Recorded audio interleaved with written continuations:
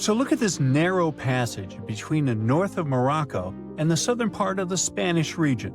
It's called the Strait of Gibraltar. There are only 8 miles between the two continents, but for some reason, there's no bridge, despite people having been dreaming for centuries about connecting these two regions. There are places in the world where a bridge over water stretches for a much greater distance. For example, the Lake Pontchartrain Causeway near New Orleans, Louisiana, goes for 24 miles, which is 3 times the length of the hypothetical bridge between Africa and Europe. That's listed in the Guinness Book of World Records as the longest continuous bridge passing over water. It consists of 2 parallel bridges and connects the urban area of New Orleans with small settlements in the north of Lake Pontchartrain. 9,000 concrete piles hold more than 1,000 decks above the water. This large-scale structure was built in the middle of the 20th century. It only took 14 months from the start of construction to its completion.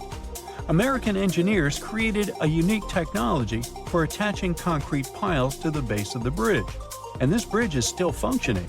So, what's the problem with building a shorter bridge to connect Africa and Europe?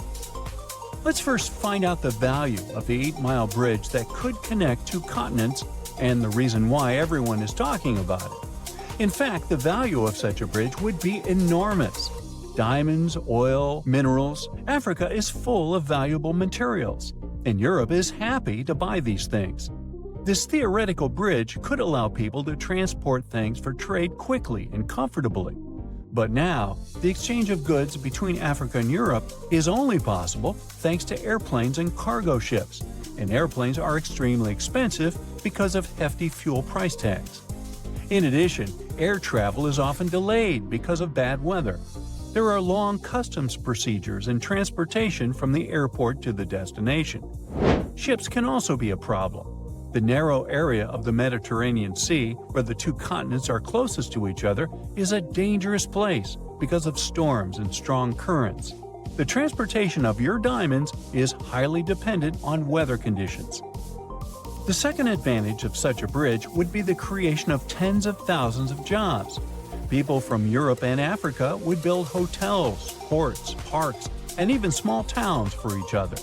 The coastal parts of both continents would become a new economic center. And just imagine how much investment those places would attract. Europe and Africa would be much closer than ever before. You could drive from a small Spanish town to a safari park in northern Morocco, buy Moroccan tea, get some argan oil, and go home for the evening. Or you could take a high-speed train across the beautiful Mediterranean Sea. People would open hundreds of restaurants, amusement parks, shopping malls, and a museum next to this bridge. But, unfortunately, it's impossible to build such a bridge, at least at the moment. And here's why. The main problem is the Strait of Gibraltar itself, because of its strong currents and seismic activity. How can you start large-scale construction if, in a couple of days, an underwater earthquake can trigger giant waves and take all the ships underwater? Even if you build a bridge, rapid streams of water that constantly change direction can shake the entire structure and tear the connecting parts of the construction. The bridge over the Strait of Gibraltar must have a strong, sturdy system that will withstand seismic activity. Huge resources are required to create such a complex structure. Despite the dangerous passage between the 2 continents, it remains one of the busiest points in the world. It's the only place on the planet connecting the Mediterranean Sea and the Atlantic Ocean. About 300 ships pass through this area every day.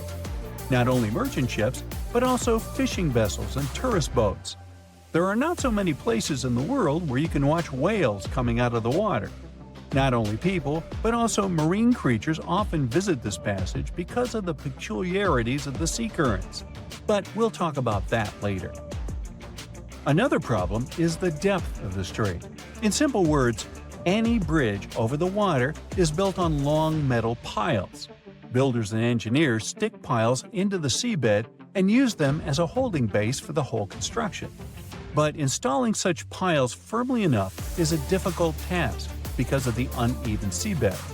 The seabed has a unique geological landscape, irregularities, and different densities of the Earth's rock. There are also reefs, rocks, and pits. Any seabed requires extensive geological studies before piles are installed. However, the bottom of the Strait of Gibraltar is especially difficult because of its depth, almost 3,000 feet. It's one of the deepest straits in the whole world.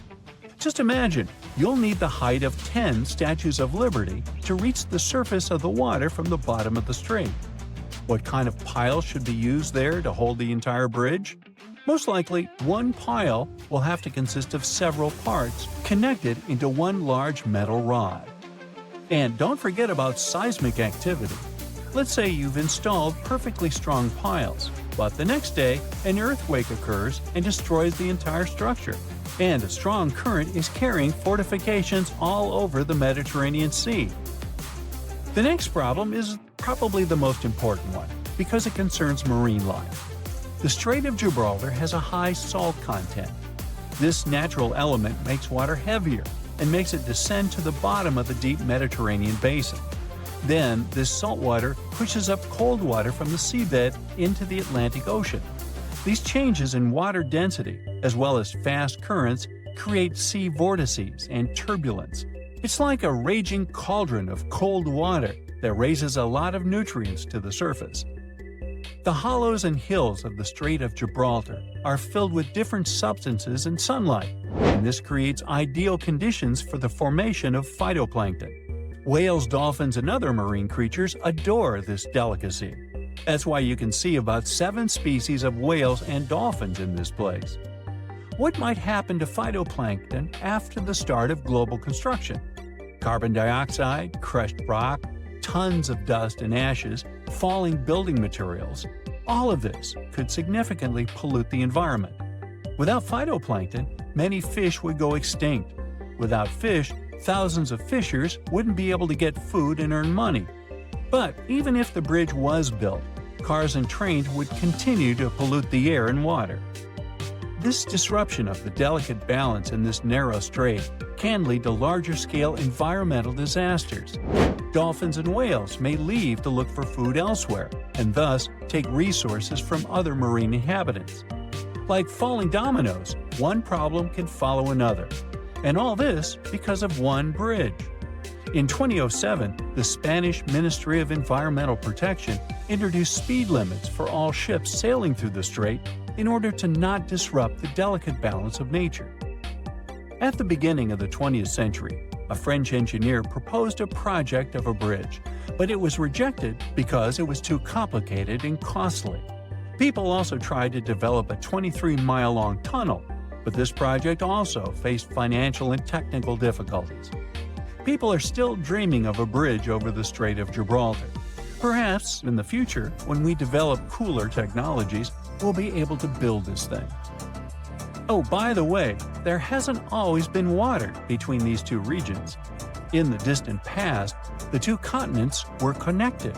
The entire Mediterranean Sea is the remains of the Tethys Sea that existed before the era of dinosaurs. Then the African and Indian plates collided with the Eurasian one, and the Tethys Sea completely disappeared. In its place, a land bridge was formed that separated the Mediterranean Sea from the ocean. Without access to water, the sea dried up about 6 million years ago. But then, when the bridge came down, the water began to fill the dried-up pool. For tens of thousands of years, the narrow plate sank lower and lower, and the Mediterranean Sea eventually got its current water levels.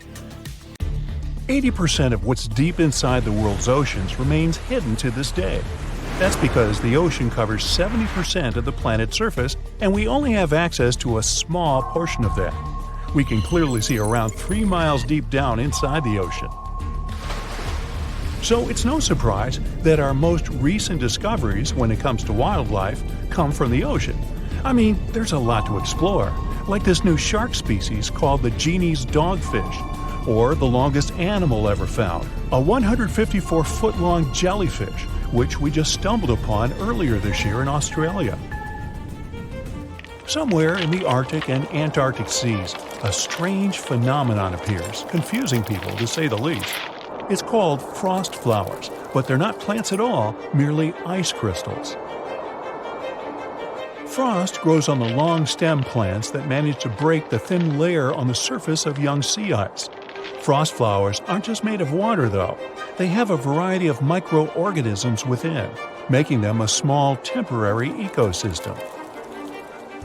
Turns out we don't have volcanoes just on the visible surface of the Earth. Submarine volcanoes are just as disruptive to their surrounding wildlife.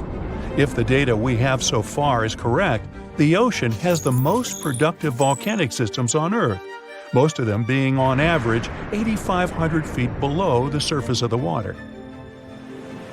A maelstrom, a powerful and at times dangerous whirlpool, is a source of nightmares for seafarers to this day.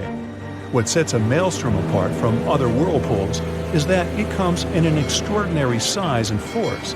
It's so powerful, it can even put larger ships in a lot of trouble. One of the most famous of them is called Naruto, and it's located near Awaji Island. Its tides move in and out from 8 to 12 miles per hour twice a day, making it one of the fastest in the world. The sinking of the Titanic is the historical event that made icebergs famous, am I right? Well, sometimes these icebergs even come with colored stripes. They can be brown, black, green, yellow, and blue.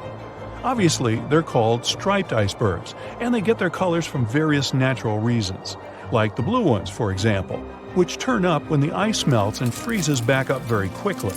If there are green stripes in the iceberg, it probably means it has some algae stuck somewhere in there. Other more earth-tone colors, like brown, yellow, or black, have other things to blame, like sediments the seawater picks up before freezing. Back in March 2019, scientists stumbled upon one of the most baffling phenomena ever to be found in the sea. During the exploration of one of the underwater volcanoes, they noticed what looked like a small lake, which was upside down. It was at least 6,500 feet below sea level. If you think that doesn't make any sense, well, that's because it's not real. Turns out it was nothing more than an optical illusion generated by the liquid in these upside-down pools. It gets up to 320 degrees Fahrenheit hot, and is made of some harsh chemicals like sulfur and metals, which makes the illusion possible. The world's largest waterfall is also safely tucked underwater. It's located beneath the Denmark Strait, a portion of water that stands between Iceland and Greenland. If you suddenly grow fish gills, dive in there, and manage to comfortably breathe underwater, you'll be able to see a series of waterfalls that begin at 2,000 feet under the surface, but then drop down to a depth of 10,000 feet. In 2011, Swedish treasure hunters discovered an object on the bottom of the Baltic Sea that they described as strange and mysterious. It's oval shape with unusual stair formations. The head of the team who made the discovery supposed it must have been constructed tens of thousands of years ago, even before the Ice Age, and could have been part of the underwater city of Atlantis. Experts who analyze the object believe it to be a regular glacial deposit or some other natural formation, but they still don't know for sure. Now, they don't call it the Black Sea for nothing. Located at the southeastern extremity of Europe, it even has sea smoke, which is basically steam coming out of the surface of the water. This happens because of the humidity of the oceanic water, which neutralizes the cooler wind blowing on the water surface, creating this vapor-like phenomenon. If you ever check out the ocean surface during sunset and sunrise, you might get lucky enough to see green flashes. You'll have to pay attention though, because it merely lasts for a couple of seconds. They happen because of the natural prismatic effect of the atmosphere of the Earth. During sunsets and sunrises, light emerging from the sun gets diverged into multiple colors, a process that looks like there's a green flash emitted by the water. Red tides do happen a lot of times, and although there's no need to panic when you see one of those, you still must be careful. The technical term for this phenomenon is algal blooming. It happens when there's a rapid growth or blooming of algae in the waters of the ocean. Because of the chemicals these algae contain, they may be trouble for birds, animals, and even humans. So don't be so quick to jump into the waters should you ever experience it. Octopuses and squid have a special trait that sets them apart from other sea creatures. They have 3 hearts. Wow, Valentine's Day must be very special for them. It doesn't necessarily make them more romantic, but they do need these 3 hearts to function properly. They have 1 major heart that helps with circulation all around their bodies, and 2 bronchial hearts that are responsible for pumping near their gills. So, with 3 hearts and 8 arms, when the octopus hugs you, you'll know she's very sincere. Based on a study published in 2013, dolphins have names for each other, particularly bottlenose dolphins, which have their own special whistles, just like human names. Not only do they develop this type of whistle to present themselves to other dolphins, but they can also learn other such names so they can better communicate with each other. In the depths of the Pacific Ocean, there's a mysterious singing whale, which scientists have yet to fully understand. They call it the loneliest whale because it emits sounds at a much higher pitch than any other blue whale we've ever encountered. No one has ever seen it though, so researchers believe its strange tune may be keeping it from actually finding a partner. Aww. Now, standard blue whales have their own particular quirk. Their hearts are more than 5 feet long. They're also about 4 feet wide and can weigh more than 400 pounds. Just to give you a better idea, your heart is roughly the size of your fist, so that would be smaller. Not that we aren't a bit intimidated by sea creatures already, but just so you know, sharks can sometimes grow thousands of teeth. And not just 1 or 2,000, up to 30,000 teeth over their lifetime to be precise. Yeah, I wouldn't want to see a shark's dentist bill. Something to chew on. Scientists have yet to identify a creature on Earth that can actually live forever, but it looks like this is about to change. A tiny jellyfish that's even smaller than the nail on your pinky appears to be the living embodiment of Benjamin Button. That's because it has the ability to go back to a previous developing stage whenever it's endangered or extremely hungry and out of food. It's no surprise they earned themselves the nickname the immortal jellyfish. We've known about this species for hundreds of years, but it took us until the 1990s to discover their unique characteristics. We're yet to be sure how it's able to produce cells that regress and regrow, but they could hold a secret that might help advances in medicine for both animals and humans. A strange lake appeared in India 52,000 years ago. It was formed here literally out of nowhere. I recall it was a Wednesday. Anyway, for tens of thousands of years, people came up with various scary stories about the lake. Some locals believe this place was cursed. Others think that the lake's bottom hides the gateway to the underworld. But those are all legends. The real reason for the appearance of this Lonar Lake is even more surprising. At first, scientists were sure that the lake was an ancient crater of a long-extinct volcano. It's in a balsam field made of 65-million-year-old volcanic rock. But then, geologists conducted a detailed analysis of the soil and water and found that Lonar Lake had a space origin.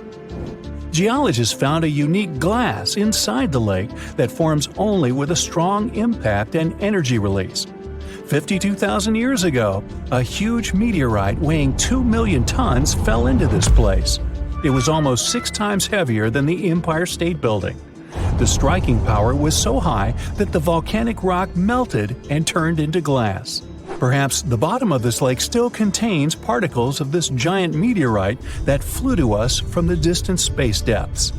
Okay, we have a lake created by a space object more than 50,000 years ago.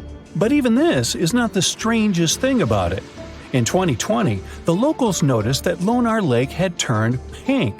In just a few days, the salt water mysteriously changed its color. Biologists and geologists immediately took water samples to the Scientific Research Center. The detailed analysis showed that the water contained an increased level of unique microbes. They accumulate on the surface and emit some pink pigment. Soon these microbes settled to the bottom, and the lake became transparent again. Also, rains help the water go back to its usual appearance. These microbes color the lake and make the pink plumage of flamingos even brighter. The birds get food from the Lonar Lake and absorb these pink bacteria. Now, Lonar Lake is a popular place among tourists. But this is not the only thing that may surprise you in India. Our next stop is a small village with about 2,600 people located in a hot rainforest. The locals are very hospitable. They welcome not only tourists, but also one of the most venomous reptiles on the planet. King cobras are crawling in almost every house in this village. Locals are happy to see them as if they were their pets. People share water and food with these animals. They even give the reptiles a special corner where they can relax from the scorching sun.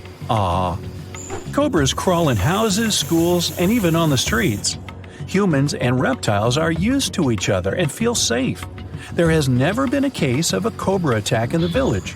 It's the only place in the world where these venomous reptiles live in such harmony with people. Now, imagine a town that consists of many little united villages. The residents are all engaged in agriculture. They know how to extract water from ground rocks, and they bargain well. The town has been thriving for several centuries, and people live happily in it.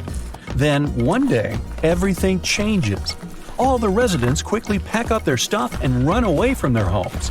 Overnight, the town becomes abandoned. It is a real story that happened in the state of Rajasthan in 1825. And still, no one knows why the people disappeared from there. The most popular version says that the cruel local ruler collected large taxes from the locals. Then he fell in love with the daughter of the chief of this town and threatened that he would collect extra taxes if the girl refused to be his wife. Citizens decided to support the woman and her father and left their homes in one day. This town is still empty, but the locals from the nearest cities are afraid to approach. Our next stop is the state of Maharashtra. There's a small village there with very positive people. They go to stores, cafes, schools, and banks. Everything here seems quite ordinary, and you wouldn't notice what's so special about this place. But just wait for the night to come. People go to sleep and no one locks their houses. There are no locks at all in this village. The door of any building is always open here. The owners leave the shops, cafes, and libraries open. When locals go to work, they don't lock up their homes either. They don't hide money and jewelry. The reason for this is the complete absence of thefts. The villagers are sure that anyone can get into serious trouble for stealing.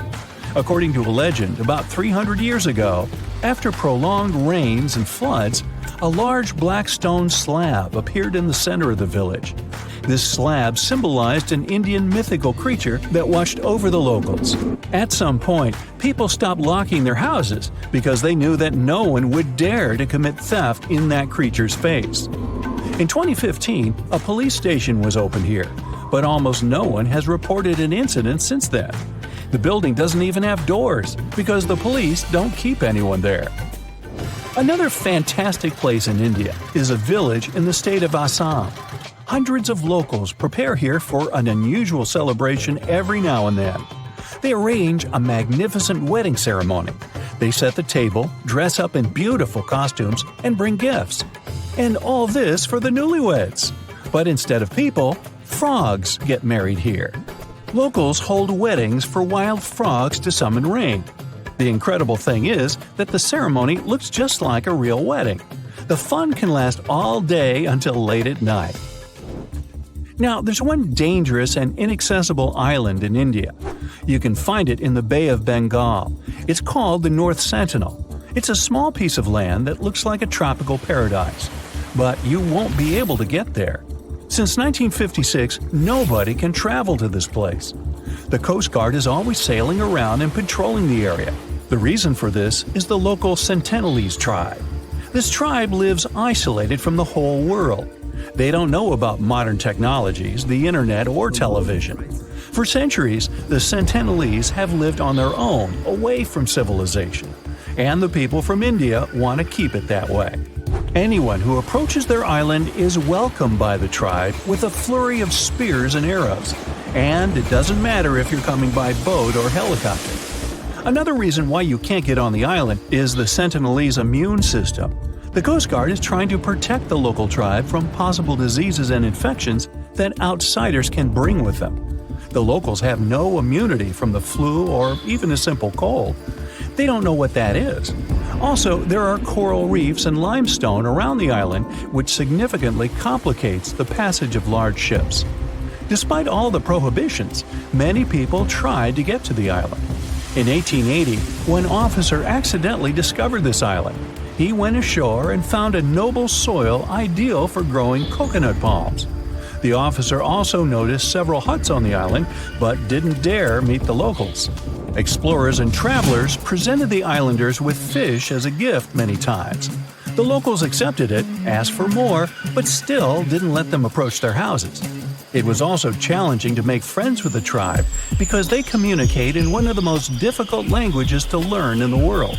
Scientists and linguists have been studying this language for decades. At the end of the 20th century, outsiders made some progress in building a connection with the tribe. In 1991, a team of anthropologists invited the islanders aboard a large ship. They gave bags of coconuts to tribe members. This may be where the phrase "left holding the bag" came from. Or not. Otherwise, let's just leave these folks alone, shall we? In 1945, 5 TBF Avenger aircraft took flight for a routine training exercise around the Bermuda Triangle. In the middle of the exercise, the planes were struck by intense rain and heavy winds, despite the clear weather forecast. The pilots became extremely disoriented and radioed the base to report that their navigational equipment had stopped working. The last thing the base heard was, "When the first plane drops below 10 gallons, we'll all go down together," and then static. The 5 planes and their 14 crew members were never seen or heard from again. On his very first voyage to the New World in 1492, Christopher Columbus sailed through the Bermuda Triangle. Columbus reported that one night when he was on the deck of the ship, he noticed a giant light appear in the distance, unlike anything he had ever seen before. Columbus looked at his compass for direction, and it gave off erratic readings. You might have noticed that the Bermuda Triangle doesn't appear on any world map. This is because official institutions refuse to acknowledge that the area actually exists. A popular theory suggests that rogue waves are responsible for the many disappearances. Rogue waves are called extreme storm waves by scientists.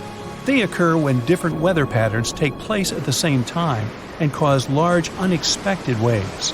Witnesses say that the waves look like giant walls of water.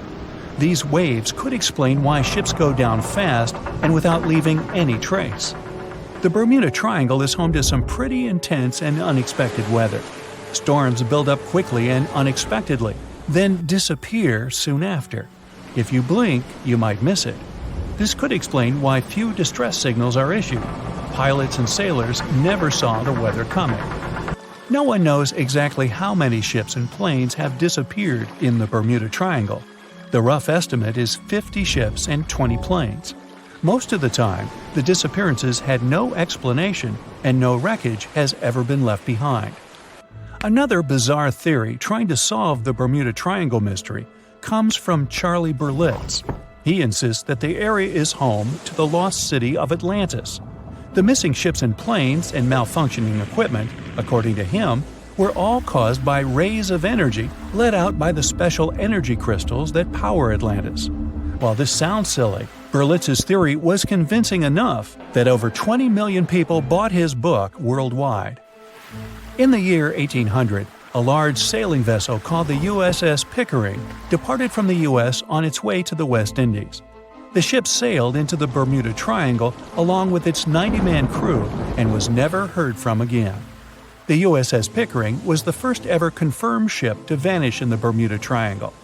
It's believed that the ship was taken out by a storm, but because no wreckage was ever found, we'll never know for sure. When the TBF Avenger planes went missing, a massive search operation was conducted. Boats and planes searched the Bermuda Triangle for any signs of the aircraft. One of the boats searching was a PBM-5 Mariner airboat. The airboat took flight at 7:27 p.m. and called in a routine radio message 3 minutes later.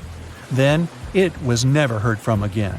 No trace was ever found of the rescue airboat or the 5 Avenger aircraft.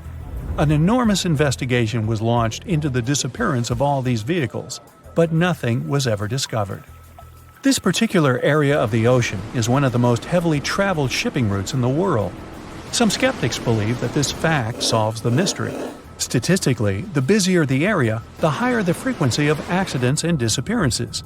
While this makes sense, it's not the frequency of disappearances that's responsible for the mystery of the Bermuda Triangle. It's the lack of explanation or wreckage found. On the ocean floor, decomposing organisms let off large concentrations of methane gas that gets trapped under the water. This gas can build up until, boom, it ruptures. The gas surges up to the surface and erupts.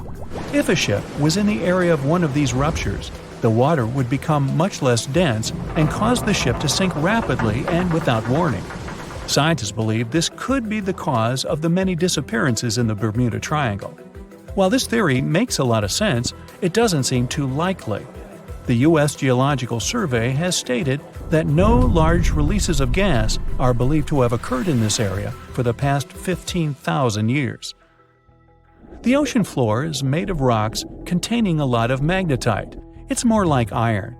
Magnetic fields react to high concentrations of magnetite on the ocean floor, which may start a sort of conflict between the two. It can often lead to various weather anomalies and, as a result, navigation issues. And, naturally, any changes in the ocean floor or the Earth's magnetic fields influence the Bermuda Triangle a lot. Since the magnetic field is constantly moving, it might be also taking the Bermuda Triangle with it. Now that people know where the triangle is, it's easy to avoid it. It supposedly moves eastward together with the magnetic poles. But scientists still can't answer where exactly it will be in a couple of years.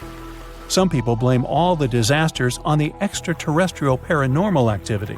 Others suppose it's all about raging natural phenomena. There's another triangle in Lake Michigan. Just like the one near Bermuda, the Michigan Triangle got its shady reputation for some disappearances. The first recorded one dates back to 1679.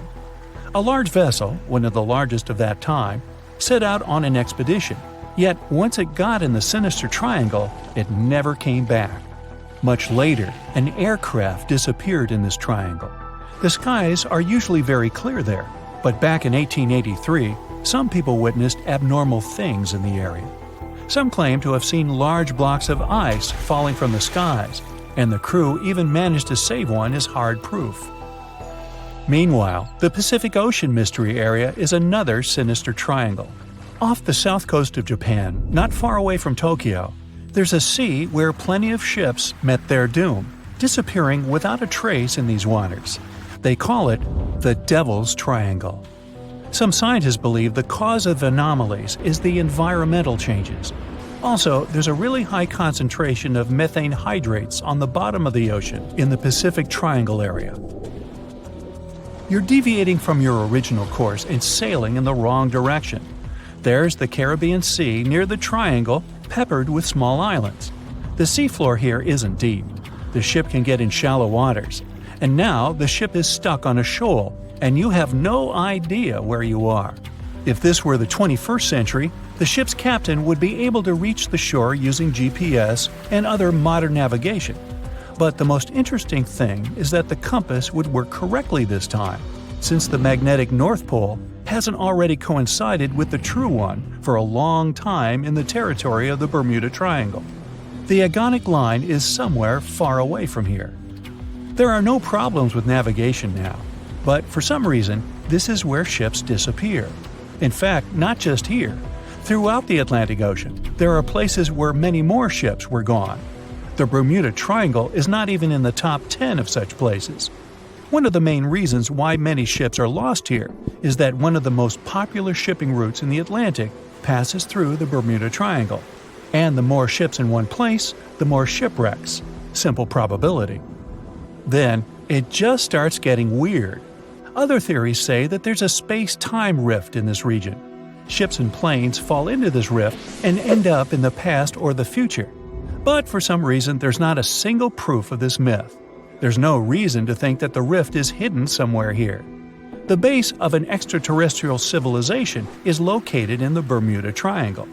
Visitors from other galaxies steal sea vessels along with the crew, so no one finds the wreckage of the ships. This is also a popular myth that has no scientific justification. The Kraken lives somewhere in the triangle. It's a huge squid that sinks ships and also is a legend that sailors tell each other. However, gigantic squids live in the depths of the ocean. They can grow to the size of half a train car, but no cases have ever been recorded where they sunk a large vessel. And in the area of the Bermuda Triangle, they have never ever been seen. People in the past didn't know about the existence of these creatures, so when they saw them for the first time, they described them as huge, terrible monsters. Giant squids are some of the most elusive creatures on Earth, and scientists had to use sonar equipment to find them. They don't like to leave the dark depths and are likely to be afraid of the sound of any ship. So, that should squash the squid as a suspect.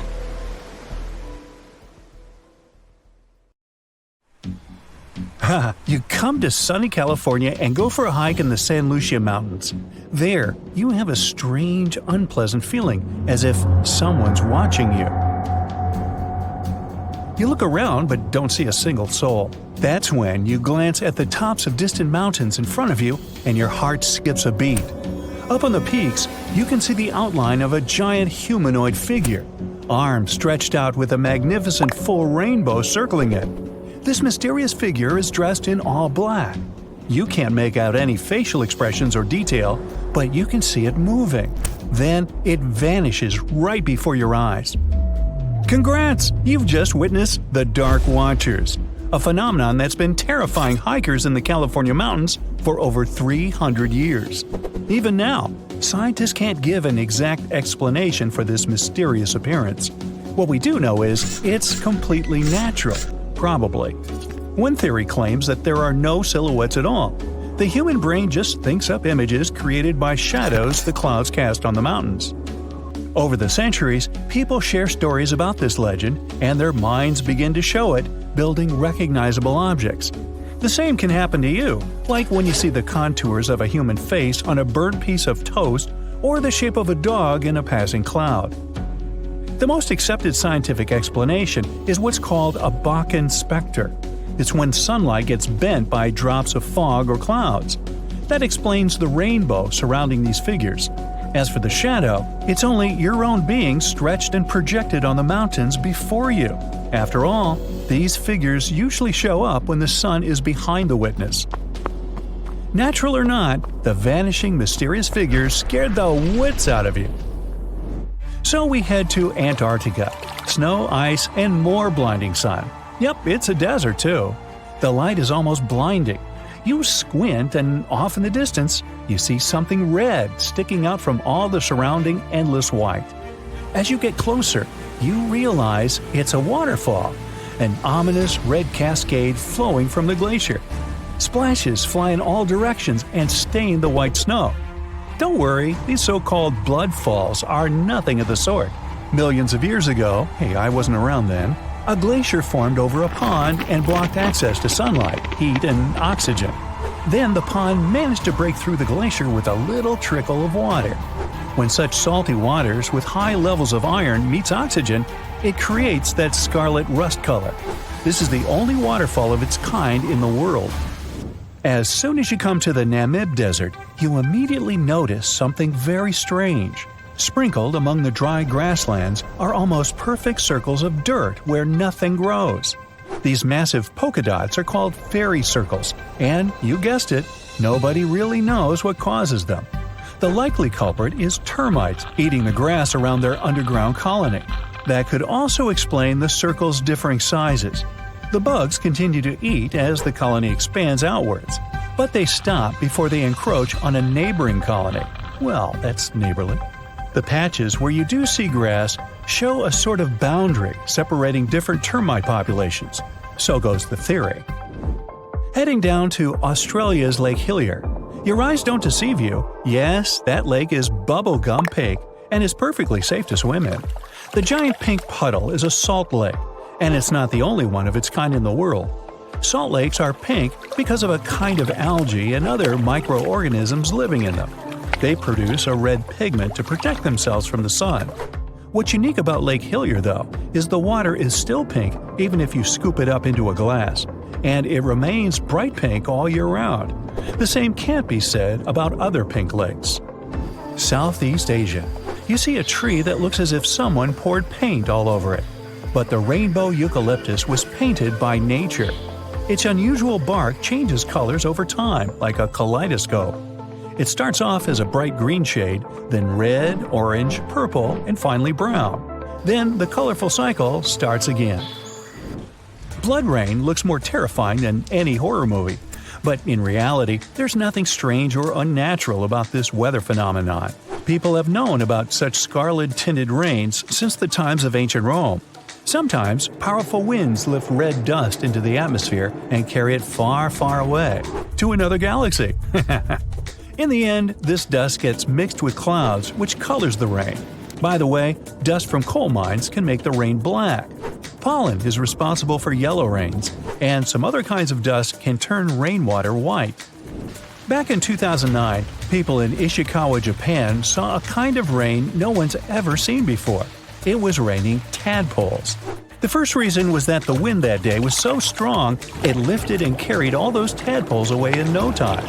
The second possible reason was that big birds such as gulls just dropped them while they were flying to their nests. Some scientists believe these creatures were hauled off the ground by a waterspout and rained down later. By the way, that day people found not only tadpoles, but also frogs and fish instead of puddles. And yep, it can be raining worms too. Some people claim they've seen snake rains. Yikes! And instead of common raindrops, people have watched translucent jelly-like blobs falling down from the skies. Now, Australian spiders are notorious, and to frighten people, they've even learned how to rain. Spider rains are a pretty common thing in Australia because of ballooning. They climb up trees, then spin strands of silk, and that's why the wind can carry them away. Usually people don't notice it, but when it's wet, hundreds of spiders climb up to more desirable places. People say that when it rains or snows, it's possible to see spiders literally drift down on those webs as if they were balloons. If you ever travel to the Mekong River, you'll probably have a chance to see glowing balls rising up from the water and beelining straight into the air. The locals call these the Naga fireballs. Sizes may vary, so these reddish balls can be as tiny as a cherry and as large as a watermelon. During the night, you can see dozens and sometimes even thousands of fireballs. Scientists don't have any solid explanation why it happens, but it's probably flammable gas released by the marshy environment.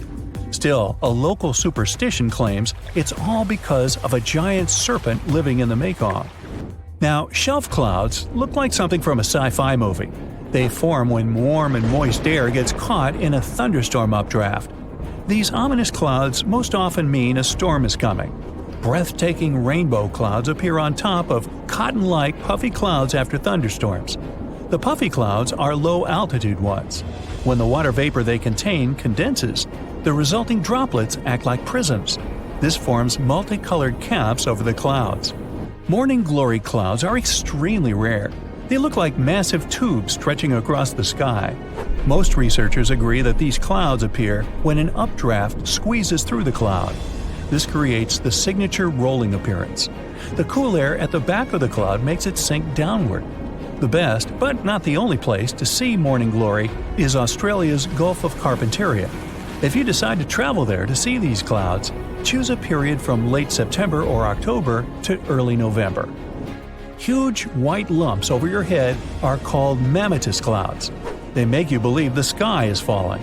Most clouds form when air rises in the atmosphere, but not mammatus ones. They appear when moist and cool air goes down and mixes with dry air. The result? Unique puffed rice clouds. By the way, if you spot this phenomenon, bad weather is just around the corner. Whoa, mama! If you get to the bottom of the Caribbean just off the coast of Cuba, you'll see circular columns, paved floors, symmetrical stone structures. That's what the Cuban underwater city looks like.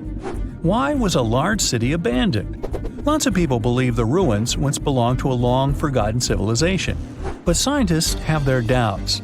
They claim the lost city is nothing but a natural phenomenon that appeared about 5 million years ago. Such disc and donut structures often occur around the areas of the seafloor where natural gases break free. Those who have ever heard an annoying sound a kettle makes when the water is boiling can imagine what the whistle sounds like. Even though this noise isn't as blood-curdling as some other unexplained sounds, it doesn't make the whistle any less mysterious.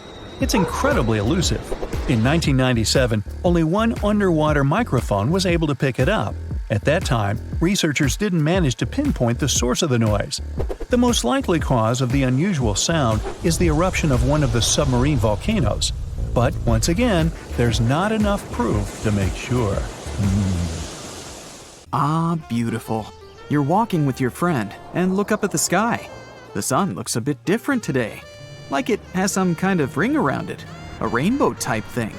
Huh. Look at that. Your friend pulls his head up out of his phone. You shouldn't look directly at the... Stop everything, he says.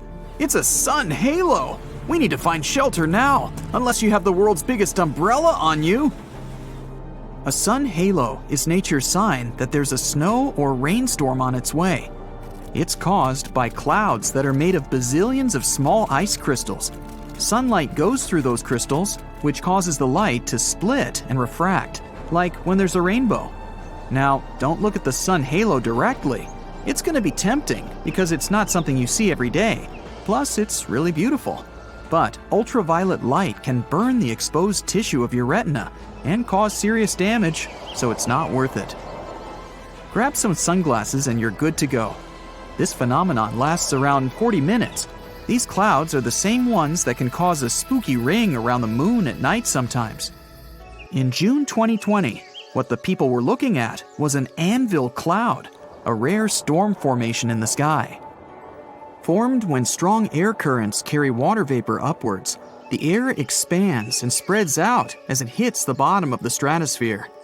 It pushes the dense cloud into the cool anvil shape you see, and sometimes it even gets to be a mushroom. Anvil clouds produce some of the most dangerous lightning of all storms, one that's called a bolt out of the blue. This lightning strike seems to magically come out of the blue sky, with the storm being many miles away. This type of bolt comes from the top of the anvil and can be 10 times more powerful than a typical lightning strike. People got so frightened after witnessing a giant cloud that they thought something terrible must have happened. The locals had pictures of the large billow on social media before officials could explain what was going on. Authorities managed to calm everyone's fears by informing them it was nothing more than a natural phenomenon, and a beautiful one at that.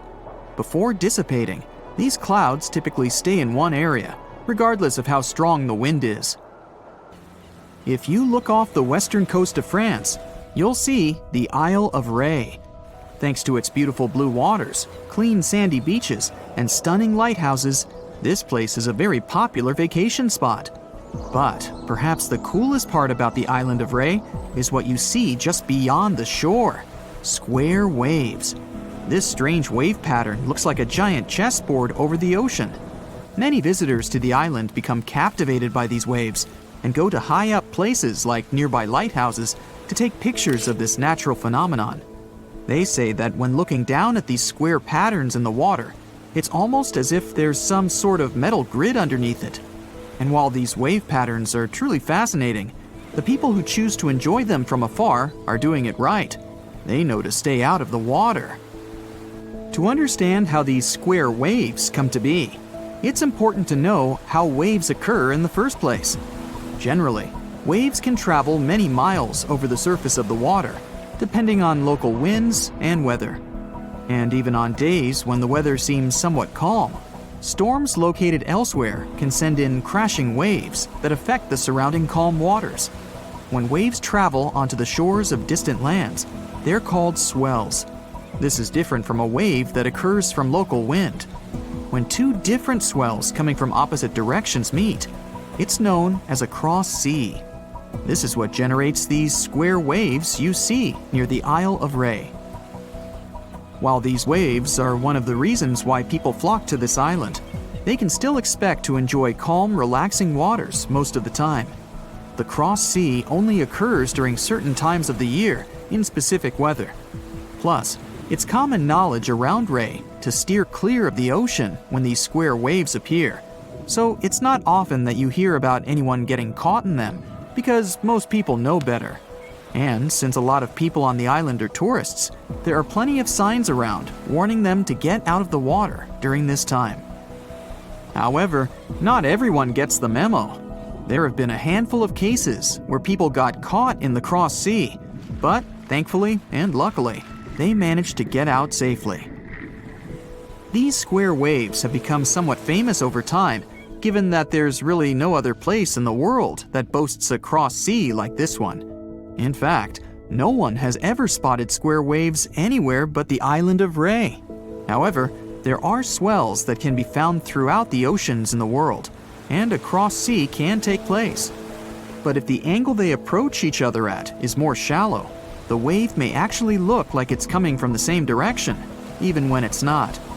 Not to mention, swells can slowly lose momentum as they drift further and further away, so their crest, or the top of the wave, appears more round and less jagged. The island of Ray's specific wind and weather patterns are literally the perfect storm and create a cross sea that people can clearly recognize. It's 2009 in Italy. A man was hanging out in his kitchen. Then he saw some flickering lights. He knew just what to do. He moved his family to a safe place.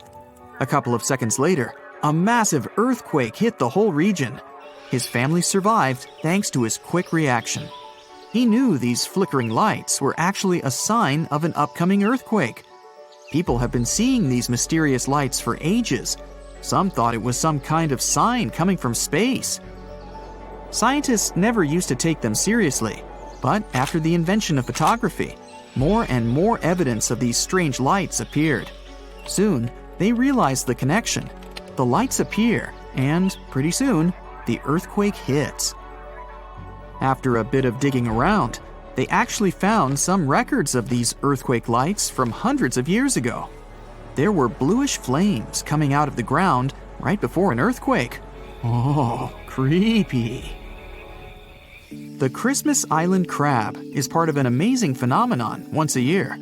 Their migration period is determined by the phase of the moon and the first rainfall between October and February, although the precise date can't be predicted. Once the crabs have been prompted, they leave their homes amongst the forest and migrate in massive hordes towards the sea.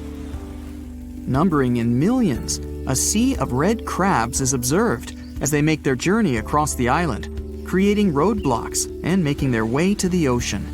There, they lay their eggs and then make their trek back, returning to the forest until the next year. There are bridges in the Indian state of Meghalaya that are created entirely of living tree roots. The bridges are made up of tangled thick roots that are strong enough to hold over 50 people at a time. The Khasi and Jaintia tribes became masters in the art of growing these insane bridges. They need them to cross the streams below with ease. Some of these root bridges are over 180 years old. To make them, the members of the tribes care for the roots until they grow long enough to reach the opposite bank. It can take as long as 10 to 15 years to grow a bridge. In the process, the roots become tightly entwined with one another. This is how the bridges get so strong. And once a bridge is fully grown, it can last for over 500 years. While some roots decay, new ones are continually growing. That's why the unusual natural constructions last so long. Light pillars are colorful beams of light that either jet up from Earth towards the sky or shine down from the clouds. Usually, they only occur in cold temperatures, as they form when the sunlight gets reflected off ice crystals floating in the air. The higher the crystals are in the air, the taller these bright and colorful pillars become. They're most common at sunrise and sunset. There are hidden caves all over the world that are filled with glowing light. This light comes from hundreds of glowworms that have made a cozy home in the caves. Some of the caves are more than 30 million years old, and most of them can be found in New Zealand and Australia. The worms themselves don't actually glow, but baby worms, called larvae, form silk strings made out of mucus. These strings form nets. It's these nets that can illuminate the entire cave. Their purpose is to attract flies and other tasty insects for the glowworms to munch on. Rainbow trees are 100% a real thing. Hailing from the Philippines and Indonesia, these colorful wonders are called rainbow eucalyptus, or rainbow gum. The rainbow hues are created by the contrast in colors of old and new bark. As the thin surface layers of bark peel away, they reveal newer ones with brighter, more eye-catching colors. The brand new bark is green. Then it changes to purple, then red, and finally brown. This is because the trees contain a substance called chlorophyll. It makes the bark green. As each strip of bark ages, it loses chlorophyll and slowly changes its color. Imagine working 7 days a week on a large-scale construction site. You, along with thousands of others, carry millions of stone blocks and put them on top of each other according to a complex system. You work without modern construction equipment. You have no air conditioning or constant access to water. It's so hot outside that you can fry eggs on the road. You've been building the pyramid for decades, and now, when it's finally done, you enjoy the result of the colossal work of thousands of people. You're looking at a giant cultural monument of global value that will freeze in time and amaze people for tens of thousands of years. A few thousand years have passed. People in the 21st century see the pyramids and are like, wow, I can't believe humans have built this. Yeah, the people who built the pyramids wouldn't have appreciated such a theory. But actually, there are reasons to believe that people built it using some fantastic technology. From the outside, it seems the Great Pyramids are just big triangles of stone. People just put some heavy blocks on top of each other, and that's it. In fact, the design seems too perfect to be true. The pyramid consists of more than 2 million blocks. They lay so close to each other and are so even that you couldn't squeeze even a thin sheet of paper between them. Scientists still can't figure out the exact technology for building the Egyptian pyramids. One of the biggest and most famous is the Great Pyramid of Giza. This huge construction, well known all over the world, has one big secret. There should be a capstone on top of the pyramid. It's a triangular-shaped stone block, a small pyramid on top of a huge one. It's also called a pyramidion. The builders of ancient Egypt made it out of granite and limestone and covered it with gold. No records or old drawings prove that there was a pyramidion at the top of the Great Pyramid of Giza. But there's another ancient Egyptian structure with such a triangle, the Red Pyramid. It was built before the Great One, and its capstone has survived to this day. Archaeologists have found and reconstructed it. But where could the capstone of the Great Pyramid be? It's a mystery that still has no answer. Some are sure that some thieves have stolen it from the top. Maybe they just climbed up and pushed the pyramidion down. It makes perfect sense. The capstone was probably the most valuable element of the pyramid. Many scientists and archaeologists still don't know its exact purpose. Some believe that this peak covered with gold glorified the pharaohs. The capstone reflected moonlight at night and illuminated the entire space around it. During the day, the capstone reflected sunlight with its shiny surface. You could have noticed it from afar. The top of the pyramid was a kind of guiding star for lost travelers. All other stone blocks of the pyramid consist of limestone. People polish them to make them look shiny. In the past, they were even glowing and reflected light. You could see glowing pyramids from space, although they looked like tiny lights. Over thousands of years, winds, sandstorms, and rains have changed the pyramid's appearance. If people had taken care of them all this time, they would have looked like something out of science fiction movies, or the pyramids from Las Vegas. But unfortunately, we will never see their original appearance. Some archaeologists and scientists believe that the capstone could absorb the sun's energy and distribute it evenly throughout the pyramid. No one knows precisely why the Egyptians needed this technology. There's a theory the pyramids are ancient energy systems. The pharaohs applied this energy to use some unique technologies that were more advanced than all the achievements of the 21st century. And the triangular shape of the pyramids was ideal for boosting this electromagnetic energy. In theory, solar radiation, or electromagnetic forces, accumulated at the top of the pyramid, filled the inner rooms, and then went down the walls to the base. Any surface distortion could prevent the flow from spreading, so they had to create a perfectly smooth surface. That's why they installed the blocks so that nobody could squeeze a needle or razor blade between them.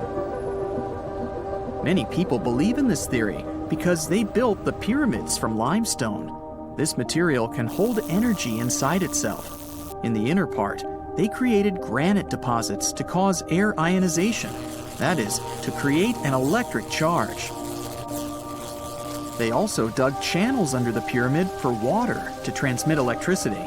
And at the top, they put a gold capstone, the best conductor of electricity. So, this is how you get a great power generator. Different cultures used similar technologies to create electricity all over the world. But these are all theories. If it had been working, humanity would have used these technologies today. There are mentions of the metal industry, chemistry, engineering, physics, mathematics, and astronomy in some ancient records. Most scientists don't believe in all these things. We know the detailed stages of the technology's development in different cultures. In the 21st century, scientists, historians, and anthropologists can track the evolution of all modern devices. If people had created some technological inventions in ancient times, the history of the world would have looked different. Perhaps all the achievements of antiquity could have been wiped off the face of the earth by global cataclysms, and it can happen to us. Just imagine how people would dig up a laptop in 5,000 years. Perhaps they wouldn't understand what kind of device it is. Another Egyptian wonder surrounded by mystery is the statue of the Sphinx. The Egyptians carved it out of a single massive piece of limestone about 4.5 thousand years ago. But scientists still don't know the exact date of its construction or who built it. People painted the Sphinx in different colors, so it looked much brighter and more vivid in the distant past. It was shining just like the Great Pyramids. Anyway, time hasn't only changed its appearance, but its name too. Initially, the Egyptians called it Hor-Mekhet. The Greeks renamed it the Sphinx about a few hundred years after it had been built. The Sphinx emphasized the greatness of the rulers of Egypt. It also performed a symbolic function of a watchdog guarding the tomb of the pharaoh and the paths leading to it. This version sounds realistic, since archaeologists have discovered many secret entrances at the foot of the Sphinx. Perhaps these rooms and intricate tunnels lead to underground halls with treasures. And treasures don't always mean gold and jewelry. According to legends and theories, the Sphinx guards the Hall of Records, the storage of all humankind's knowledge. The information about the ancient mythical state of Atlantis could be there. You can find many detailed maps of the internal dungeons of the Sphinx on the internet. They show structures 12 stories deep under the statue. It looks like a small city filled with gold, scrolls of knowledge, and various ancient artifacts. But don't believe all these maps. These are just theories. Several thousand years have passed, but people have very little information about it.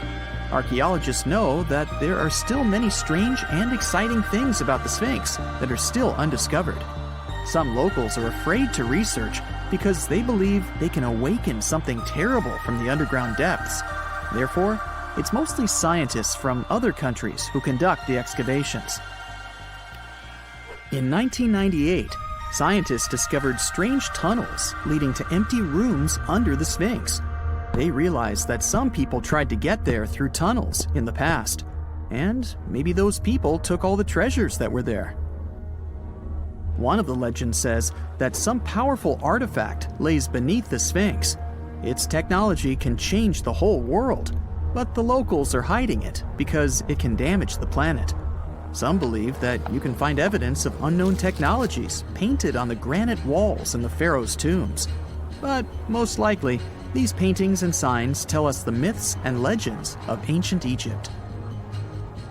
But what if Egyptian symbols and drawings are detailed instructions for using ancient technologies? What if the locals that lived at that time thought, people in the future won't be able to get energy themselves. Let's leave some detailed instructions for them. Anyway, there are many riddles and theories. In reality, the search for answers is a dangerous undertaking, since it's not easy to get into the underground halls. Excavations can ruin the structure of the entire Sphinx. Any person inside the tunnels may get lost and never be able to find their way back. Besides, it costs a lot of money. Now, what would be awesome is if people could invent some device that could scan underground areas and show their detailed models.